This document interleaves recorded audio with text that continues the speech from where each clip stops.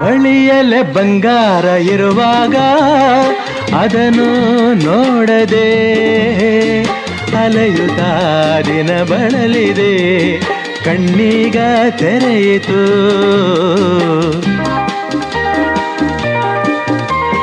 ಬಯಸಿದ ಸೌಭಾಗ್ಯ ಕೈ ಸೇರಿ ಹರುಷ ಮೂಡಿತು, ಒಲವಿನ ಲತೆ ಚಿಗುರಿತು, ಕನಸಿನ್ನು ಮುಗಿಯಿತು.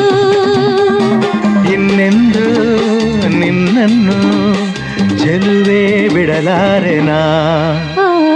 ಬಾಗಿಲಿಗೆ ಹೊಸಿಲಾಗಿ ತೋರಣದ ಹಸಿರಾಗಿ ಪೂಜಿಸುವ